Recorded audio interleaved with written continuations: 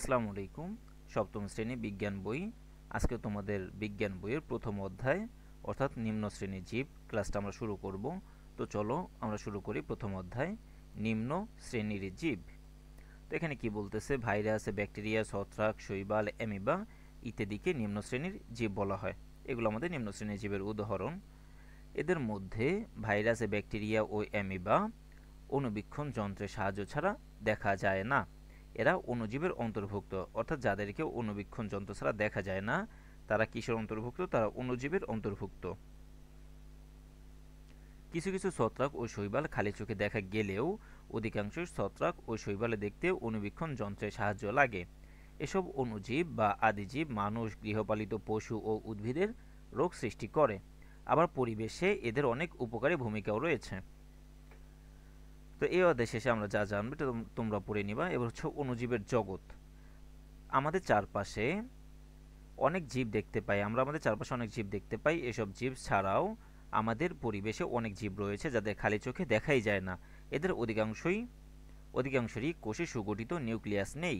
এরা অণুজীব নামে পরিচিত, অর্থাৎ যাদেরকে খালি চোখে দেখা যায় না, অণুবীক্ষণ যন্ত্রের সাহায্যে দেখা লাগে, তারাই হচ্ছে অণুজীব।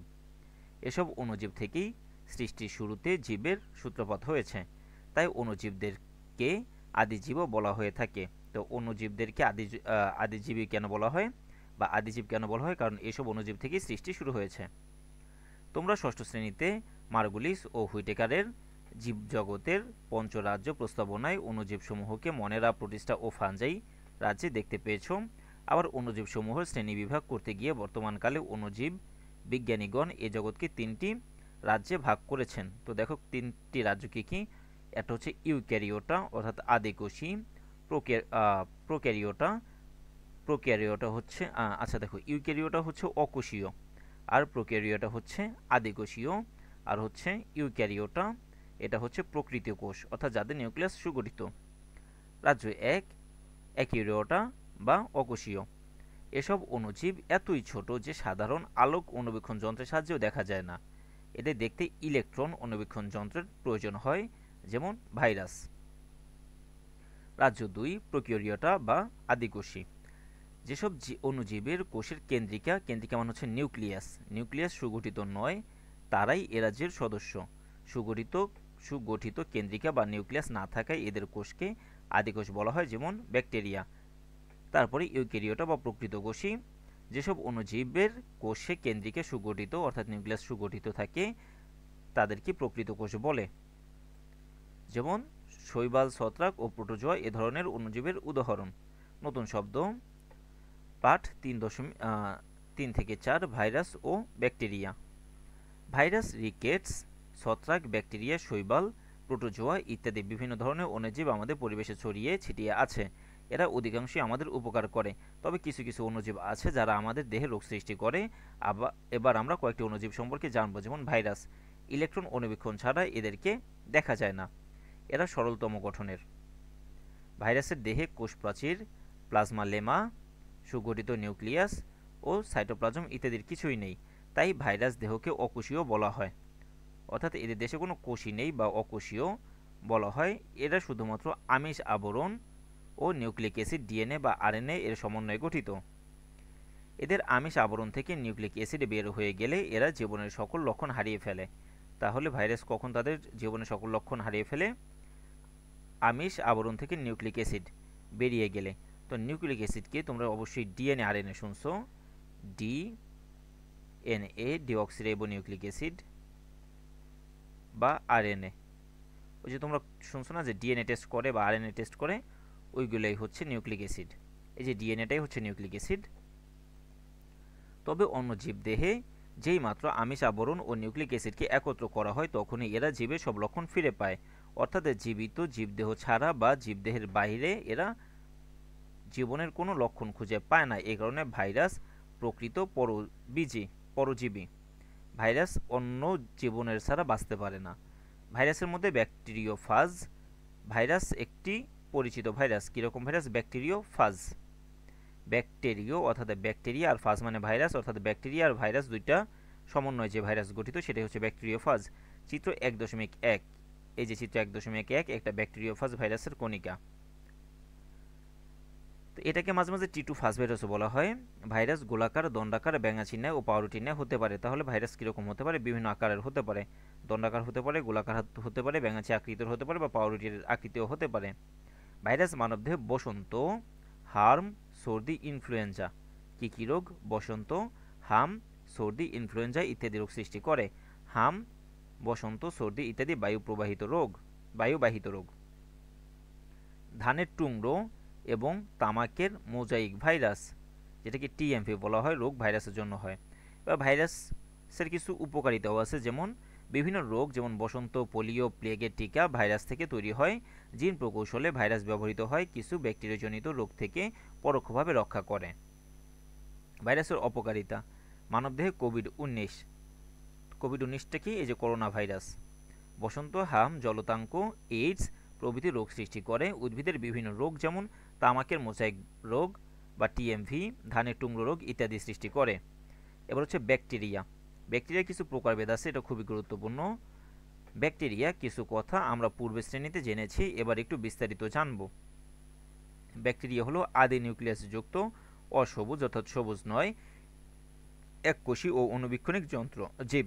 অণুবীক্ষণিক মানে হচ্ছে এদের অণুবীক্ষণ যন্ত্র ছাড়া দেখা যায় না। বিজ্ঞানী অ্যান্টনি ভন লিয়েনহুক সর্বপ্রথম ব্যাকটেরিয়া দেখতে পান।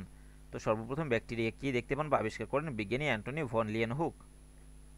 ব্যাকটেরিয়ার কোষ গোলাকার, দণ্ডাকার, কমা আকৃতির, পেঁচানো ইত্যাদি ধরনের হতে পারে।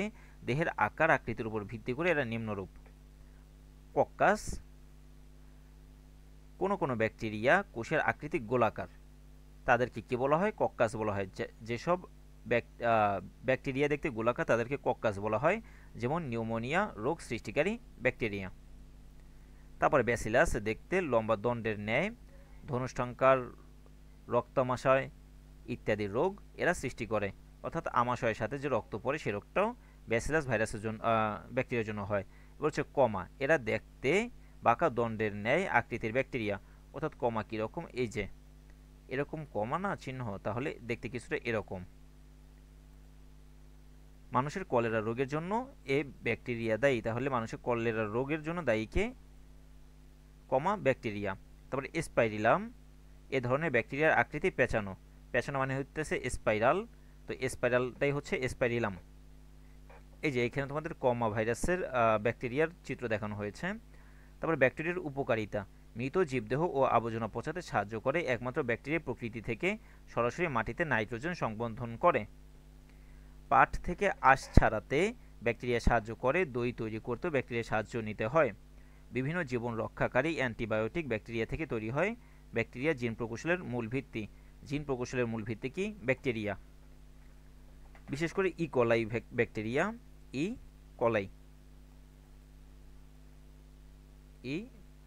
কলাই ব্যাকটেরিয়া।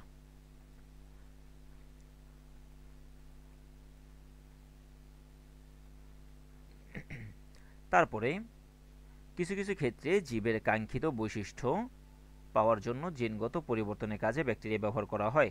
ব্যাকটেরিয়ার অপকারিতা: ব্যাকটেরিয়া মানবদেহে যক্ষ্মা, কলেরা, টাইফয়েড, আমাশয় প্রভৃতির রোগ সৃষ্টি করে। এদের খাদ্যদ্রব্য ফলমূল পচন ঘটায়। এরা উদ্ভিদের বিভিন্ন রোগ যেমন ধানের লিফ ব্লাইট, টমেটোর ক্যাঙ্কার ইত্যাদি রোগ তৈরি করে কে? ব্যাকটেরিয়া। হচ্ছে ছত্রাক, শৈবাল ও অ্যামিবা। তো ছত্রাক জিনিসটা কি? ছত্রাক হচ্ছে সমাঙ্গদেহী ক্লোরোফিলবিহীন অসবুজ জীব। ছত্রাকে তাহলে কি নেই? ক্লোরোফিল নেই। ক্লোরোফিলের অভাবে এরা সালোক সংশ্লেষণ করতে পারে না, তাই এরা পরভোজী বা মৃতভোজী, অর্থাৎ ওরা মৃতদেহ খায় বা অন্যের খাবার খায় বা অন্যের তৈরি খাবার খায় বা অন্য কোনো শরীরের খাবার খায়। পরভোজী ছত্রাক বাসি ও পচা খাদ্যদ্রব্য, ফলমূল, শাকসবজি, ভেজা রুটি বা চামড়া বা গোবর ইত্যাদিতে জন্মায়। পরভোজী ছত্রাক মৃত জীবদেহে বা জৈব পদার্থ পূর্ণ মাটিতে জন্মায়।